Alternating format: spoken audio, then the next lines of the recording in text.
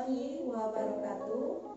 Selamat pagi semuanya. Perkenalkan, nama saya Frediandra Cusi Romanus Tepu bersama teman saya Najla Safa Fadilah. Kami dari kelas A pagi Prodi Pendidikan Bahasa dan Sastra Indonesia. Di sini kami mendapat tugas mata kuliah psikolinguistik yang diampu oleh Ibu Rini Agustina, Magister Pendidikan. Yang dimana tugasnya yaitu menjelaskan materi pada buku psikolinguistik karya Aduker. Di sini kami berdua akan menjelaskan pada bab 13 yaitu perkembangan bahasa. Baiklah, pada teman-teman selamat menyaksikan. Baiklah, yang pertama yaitu teori perkembangan bahasa anak. Penelitian dilakukan terhadap perkembangan bahasa anak tentunya tidak terlepas dari pandangan hipotesis atau terdiri teori psikologi yang dianut. Dalam hal ini, sejarah telah mencatat adanya 3 pandangan atau teori dalam perkembangan bahasa anak. 2 pandangan yang kontroversial dikemukakan oleh pakar dari Amerika, yaitu pandangan nativisme yang berpendapat bahwa penguasaan bahasa pada kanak-kanak bersifat alamiah atau nature, dan pandangan behaviorisme yang berpendapat bahwa penguasaan bahasa anak pada kanak-kanak bersifat suapan. Pandangan ketiga muncul di Eropa dari Jean Piaget yang berpendapat bahwa penguasaan bahasa adalah kemampuan yang berasal dari pematangan kognitif, sehingga pandangannya disebut kognitivisme. Berikut ini akan dikemukakan secara singkat ketiga pandangan itu. Pandangan nativisme diwakili oleh Noam Chomsky. Pandangan behaviorisme diwakili oleh B.F. Skinner, dan pandangan kognitivisme oleh Jean Piaget yang nama-namanya telah kita kenal pada bab-bab yang lalu. Yang A, pandangan nativisme. Nativisme berpendapat bahwa selama proses pemulihan bahasa pertama, kanak-kanak atau manusia sedikit demi sedikit membuka kemampuan lingualnya yang secara genetis telah diprogramkan. Pandangan ini tidak menganggap lingkungan punya pengaruh dalam pemulihan bahasa, melainkan menganggap bahwa bahasa merupakan pemberian biologis gejala dengan yang disebut hipotesis pemberian alam. Kaum nativis berpendapat bahwa bahasa itu terlalu kompleks dan rumit sehingga mustahil dapat dipelajari dalam waktu singkat melalui metode seperti peniruan atau imitation. Jadi pasti ada beberapa aspek penting mengenai sistem bahasa yang sudah ada pada manusia secara alamiah. Menurut Chomsky 1965-1975, melihat bahasa itu bukanlah hanya kompleks, tetapi juga penuh dengan kesalahan dan penyimpangan kaidah pada pengucapan atau pelaksanaan bahasa performance. Manusia tidaklah mungkin belajar bahasa pertama dari orang lain. Selama belajar, mereka menggunakan prinsip-prinsip yang membimbingnya menyusun tata bahasa. Menurut Chomsky, bahasa hanya dapat dikuasai oleh manusia. Binatang tidak mungkin dapat menguasai bahasa manusia. Terlihat di bab 5 halaman 8. Pendapat ini didasarkan pada asumsi pertama, perilaku berbahasa adalah sesuatu yang diturunkan atau genetik. Pola perkembangan bahasa adalah pada semua macam bahasa dan budaya merupakan sesuatu yang universal dan lingkungannya hanya dimiliki peranan kecil di dalam proses pematangan bahasa. Kedua, bahasa dapat dikuasai oleh waktu singkat. Anak berusia 4 tahun sudah dapat berbicara mirip dengan orang dewasa. Ketiga, lingkungan bahasa si anak tidak dapat menyediakan data secukupnya bagi penguasaan tata bahasa yang rumit dari orang dewasa. Menurut Chomsky, anak dilahirkan dengan dibekali alat pemulihan bahasa, language acquisition device atau LAD. Alat ini dapat merupakan pemberian biologis yang sudah diprogramkan untuk merinci butir-butir yang mungkin dari suatu tata bahasa. LAD dianggap sebagai bagian fisiologis dari otak yang khusus untuk memperoleh bahasa dan tidak punya kaitan dengan kemampuan kognitif lainnya. Yang selanjutnya yang B yaitu pandangan behaviorisme. Kaum behavioris menekankan bahwa proses pemerolehan bahasa pertama dikendalikan dari luar dari si anak, yaitu oleh rangsangan yang diberikan melalui lingkungan.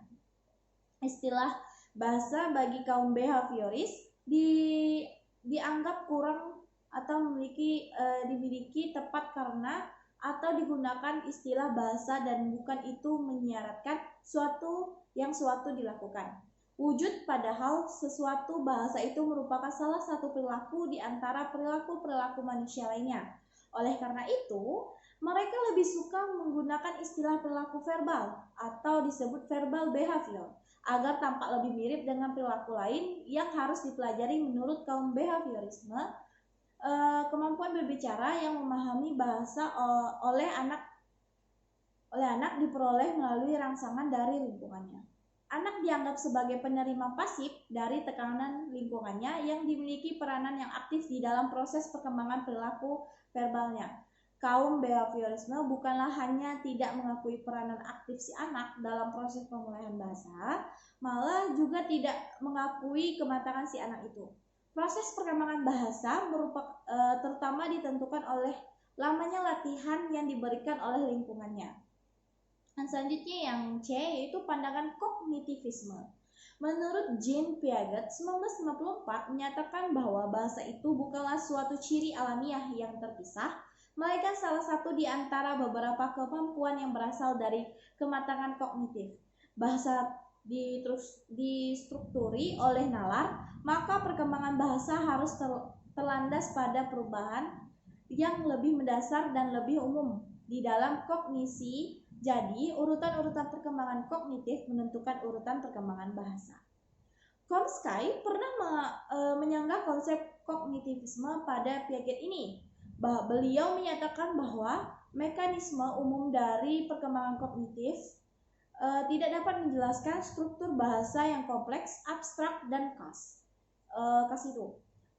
Begitu juga lingkungan berbahasa tidak dapat menjelaskan struktur yang muncul di dalam bahasa anak. Oleh karena itu, menurut Chomsky, bahasa atau struktur atau kaidahnya harus diperoleh secara alamiah.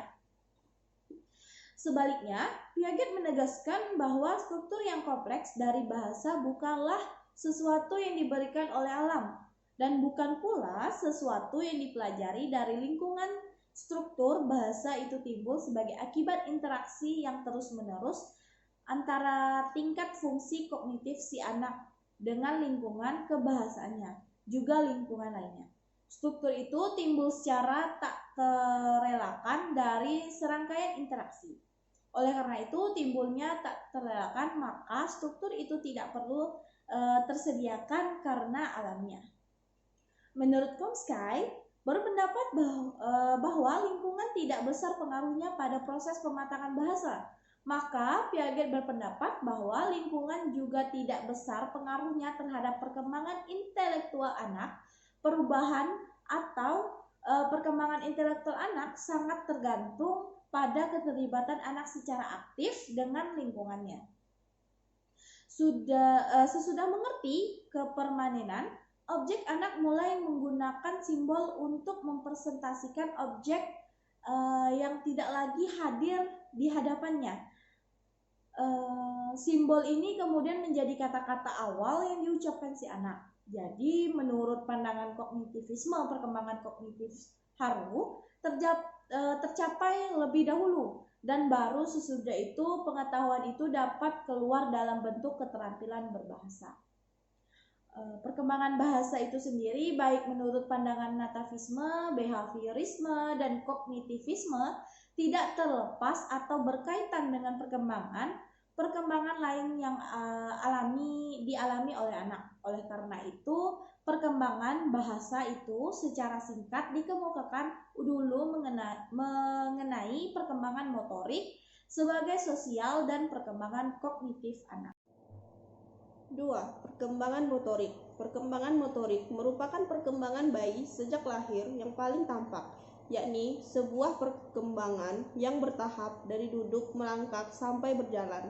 Tak lama sesudah lahir, seorang bayi akan menghabiskan waktunya antara 14 sampai 18 jam untuk tidur. dan kemudian berangsur-angsur menjadi kurang. Pada usia 3 atau 4 bulan, bayi sudah mampu duduk sebentar, sekitar 1 menit, dengan bantuan orang dewasa. Pada usia 7 atau 8 bulan, bayi sudah mampu duduk sendiri tanpa bantuan, dan menjelang usia 9 bulan, bayi mampu duduk selama 10 menit atau lebih. Kemampuan merangkak terjadi pada usia 7 bulan, dan sebulan kemudian mulai tampak kemampuannya berdiri sambil berpegangan pada kursi. Pada usia 11 bulan, anak dapat berdiri sendiri, dan sekitar usia 13 bulan, dia sudah mampu berjalan sendiri. Motor berarti gerak. Dua kemampuan bergerak yang paling banyak diperhatikan para pakar adalah berjalan dan penggunaan tangan sebagai alat. Menurut Morgan 1986, baik berjalan maupun pemahaman penggunaan tangan sebagian besar tergantung pada pendewasaan. Namun, bantuan orang tua atau pengasuh dapat membantu sedikit percepatan perkembangan motorik ini. Berbagai kajian terhadap anak-anak yang kemampuan geraknya terbatas pada bulan-bulan pertama dalam hidupnya menunjukkan bukti bahwa kekurangan latihan tidak mengubah urutan kejadian yang mengarah ke berjalan. Kalau latihan berjalan diperkaya, diberi porsi lebih, mungkin kemampuan berjalan dapat diperoleh lebih dini, tetapi urutan kemampuan berubah. Menurut Morgan 1986, yang ketiga, perkembangan sosial dan komunikasi. Ada pendapat bahwa bayi sejak lahir sampai usia sekitar 1 tahun dianggap belum punya bahasa atau belum berbahasa. Menurut Purwo 1989, kiranya anggapan ini belum mencerminkan perilaku bayi yang sesungguhnya.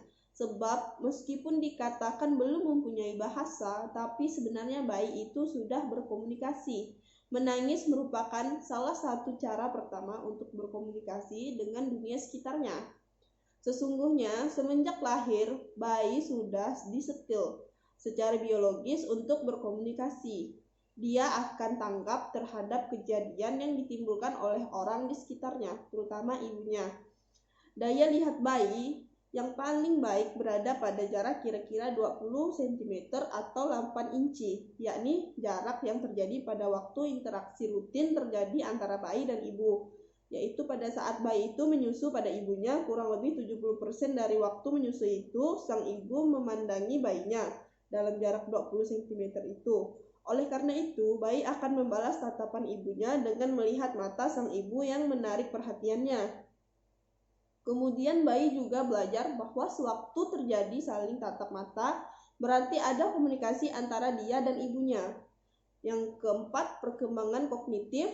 Istilah kognitif berkaitan dengan peristiwa mental yang terlibat dalam proses pengenalan tentang dunia, yang sedikit banyak melibatkan pikiran atau berpikir.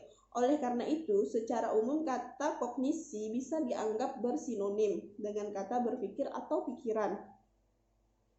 Dari sekian banyak kajian tentang proses berpikir pada anak-anak dalam usia yang berbeda-beda, Piaget menyatakan adanya beberapa tahap dalam perkembangan kognitif anak. Tahap-tahap itu adalah: yang pertama, tahap sensomotorik, yang kedua, tahap praoperasional, yang ketiga, tahap operasional konkret, dan yang keempat, tahap operasional formal, menurut Morgan 1986. Yang pertama, tahap sensomotorik. Tahap sensomotorik ini merupakan tahap pertama dalam perkembangan kognisi anak dan berlangsung pada sebagian dari 2 tahun pertama dalam kehidupannya. Pada awal tahap ini, bayi belum membedakan dirinya dari isi dunia lainnya, dan tingkah lakunya terbatas pada penggunaan pola-pola respon baru, dan si bayi dapat membuat gerakan-gerakan baru yang disengaja. Memori atau daya ingat yang belum sempurna muncul bersamaan dengan beberapa antisipasi akan hal yang akan datang. Urutan perkembangan yang pertama pada tahap ini adalah penggunaan panca indera. Kemudian pada bagian kedua tahun pertama adalah kemampuan motorik. Lalu pada tahun kedua muncul koordinasi dari kedua kemampuan awal sensor motorik. Bayi dapat berpikir tentang dunia, yaitu yang berhubungan dengan pengalaman-pengalaman dan tindakan-tindakan yang sederhana. Yang kedua, tahap praoperasional. Pada tahap ini, cara berpikir anak-anak masih didominasi oleh cara-cara bagaimana hal-hal atau benda-benda itu tampak. Cara berpikirnya masih kurang operasional. Umumnya kanak-kanak itu belum bisa menyadari bahwa jumlah bedakan tetap sama, meskipun bentuk atau pengaturannya berubah. Misalkan dalam eksperimen pada seorang anak, dihadapkan dua buah gelas yang besar dan bentuknya sama dan keduanya sama-sama berisi air penuh. Kemudian air dari gelas yang satu dipindahkan ke sebuah silinder kaca yang bentuknya lebih kecil sedikit tetapi lebih tinggi dari gelas itu.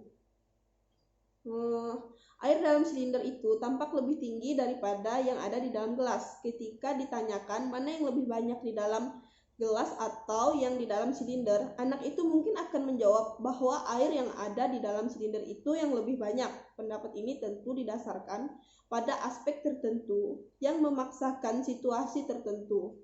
Dalam hal ini, ketinggian air itu, pendapat-pendapat seperti ini merupakan gejala umum pada tahap praoperasional pada kanak-kanak usia prasekolah. Yang ketiga, tahap operasional konkret. Tahap operasional konkret ini dilalui anak yang berusia sekitar 7 sampai menjelang 11 tahun. Pada tahap kanak-kanak itu telah memahami konsep konversi sehingga mereka tahu bahwa air yang ada di dalam gelas dan ada di dalam silinder jumlahnya sama. Namun, kanak-kanak itu tidak bisa menjelaskan alasannya. Sama halnya dengan kalau ditanya mana lebih berat besi atau kilogram dengan kapuk 1 kilogram, kanak-kanak pada tahap operasional akan menjawab besilah yang lebih berat karena dia terkecoh dengan fakta bahwa besi lebih berat daripada kapas. Sebaliknya, kanak-kanak pada tahap operasional konkret akan menjawab beratnya sama, namun dia tidak bisa menjelaskan alasannya. Yang keempat, tahap operasional formal. Pada tahap ini, yang dilalui setelah anak berusia 11 tahun ke atas, anak-anak sudah berpikir logis, seperti halnya dengan orang dewasa. Selama periode operasional formal ini, anak-anak mulai menggunakan aturan-aturan formal dari pikiran dan logika untuk memberikan dasar kebenaran jawaban-jawaban mereka. Yang kelima, ada perkembangan bahasa. Bayi baru lahir sampai usia 1 tahun lazim disebut dengan istilah infant. Artinya tidak mampu berbicara. Istilah ini memang tepat kalau dikaitkan dengan kemampuan berbicara atau berbahasa, namun kurang tepat atau tidak tepat kalau dikaitkan dengan kemampuan berkomunikasi. Sebab meskipun tanpa bahasa, bayi sudah dapat atau sudah melakukan komunikasi dengan orang yang memeliharanya, misalnya dengan tangisan, senyuman, atau gerak-gerik tubuh. Oleh karena itu, barangkali dalam tahap perkembangan bahasa, bayi atau kanak-kanak dapat dibagi dua, yaitu yang pertama, tahap perkembangan artikulasi, dan yang kedua, tahap perkembangan kata dan kalimat, menurut Purwo 1989. Di sini ada yang pertama, tahap perkembangan artikulasi antara sejak lahir sampai kira-kira berusia 14 bulan. Pada bab 13 halaman 3 sudah dibicarakan bahwa menjelang usia 1 tahun, bayi dimanapun sudah mampu menghasilkan bunyi-bunyi vokal seperti A, E, atau U dengan maksud untuk menyatakan perasaan tertentu.